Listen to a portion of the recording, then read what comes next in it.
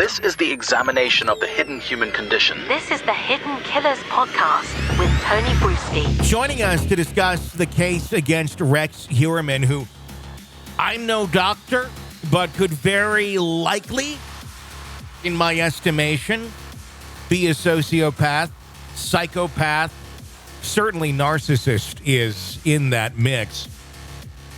To discuss is M.E. Thomas, a sociopath.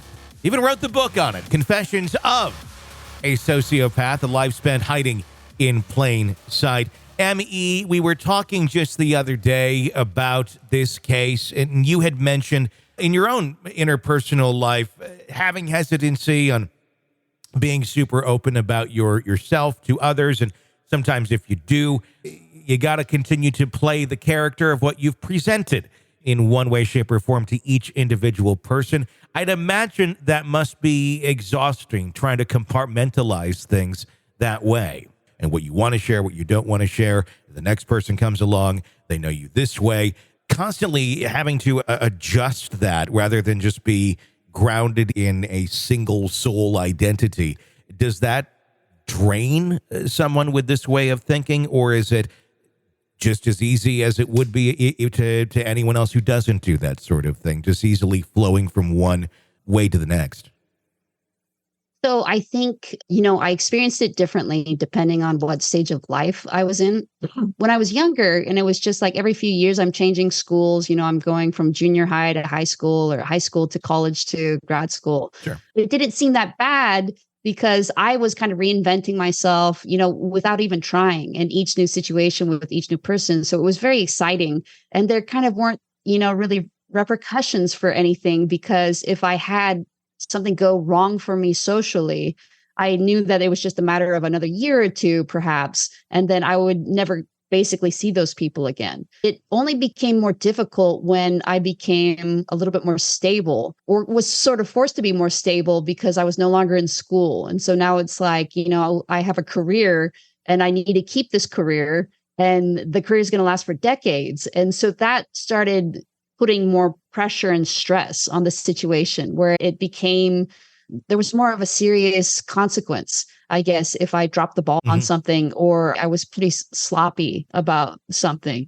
And so that made it really stressful because the stakes rose. So before, I was really kind of carefree about it.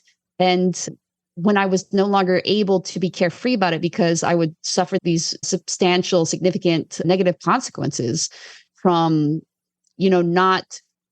not managing those masks very well, or letting the mask slip, or, wearing a different mask in front of somebody who had seen something else, and people, you can kind of see it on people's faces too, where they know something's wrong, Sure. Even like disgust, like a little bit of horror sometimes, depending on what the situation is. And then you can't walk that back. Now this person has this view of you, does not trust you. And are they your colleague? Are they your boss? Are they going to continue to have influence and a role in your life? If so, then, that becomes a real problem. So I would say that it is exhausting, because the level of detail that I had to live in order to keep kind of, my career going, some basic relationships, long-term relationships going, it felt like everybody just expected so much from me. And I felt like, being around people, talking to people was really draining. Yeah. It just took so much energy. How did people in your life react as you kind of went through that transition of leaving school and then, like you were saying, going into a professional, more of an adult life? Was that difficult to regain the trust of some folks who maybe knew you earlier and whatever situations that you had been in with them? Were there people that just absolutely walked away thinking there's no hope for this relationship, or there's no hope for this person, I don't want them in my life? What was that like, trying to gain some balance there when naturally your instincts are to be a very different person, the person that you had been for so long? So I would say that probably that only happened maybe a few times. And the reason would be it happened a few times, but I kind of learned. I learned this is bad. And so then I would be the one kind of walking away from relationships. And I think that was very hurtful for those people, because I had maybe spent, several years being a very intimate associate or friend or who, dating somebody. And then I would just move on, kind of like that, I'm done with you. Yeah. And yeah, it wasn't a reflection on them, really. It wasn't as if I was saying they, were not good enough to keep being friends with. It was just the burden, the longer you knew the person. And as you say, going in different situations where you're going to have to now kind of cater to their expectations of you while still wanting to have more freedom to just be whatever the new situation calls. It just was kind of untenable. So I would just abandon the relationships. What do you think is going through Rex Heuermann's mind right now that he has been caught? And again, obviously innocent until proven guilty. It all looks pretty damning, though. Let's just assume, for the sake of the conversation, that he is guilty of at least these three. Now that the jig is up and he's locked away, how is he squaring this up, in your opinion? Assuming for the sake of argument that he is guilty, I would say that at least initially he probably felt like quite a bit of relief. Yep. That finally he's released from this burden of having to pretend to be different things. That's probably going to be his dominant feeling for at least the next few weeks, or, whatever it is. He may, be already kind of looking for ways to adapt to his new situation, to get his needs met. He may feel even kind of like he is more himself now that I guess, with people around him. He probably won't experience that. He wouldn't experience that until after he's convicted, because maybe he's still worried that he can't speak about any crimes that he may have committed without hurting his legal defense. Yeah. But I think just the ability to not have to pretend as much is going to feel like a relief. I think eventually, though, kind of what we talked about before, I really do feel like he probably was the family man to a certain extent, and he's going to start missing some of those aspects. It's kind of a crazy trade-off when you are living a double life. It's, I believe, probably because these people have different needs and they can't figure out a way to meet them, all the needs that they have in, a non-double life, like a single life, or whatever.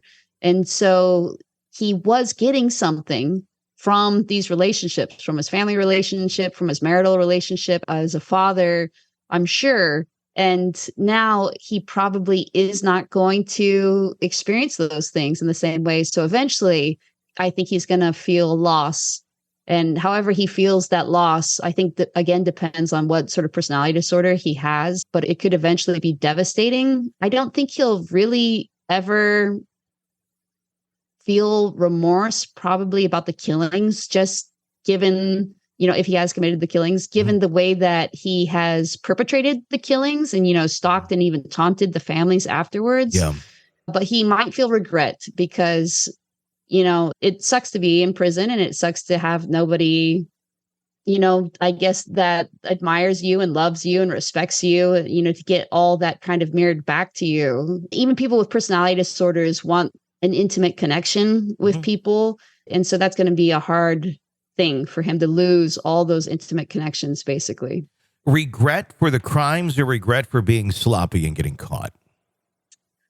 If he's kind of smart enough to realize it now, I know that crimes still go unsolved, but nowadays it really is difficult. Like, you'd have to be, very careful to do things. And I think the sheer number of instances in which he's doing it, and you just know that there's always the possibility of chance, there's always, bad luck happening.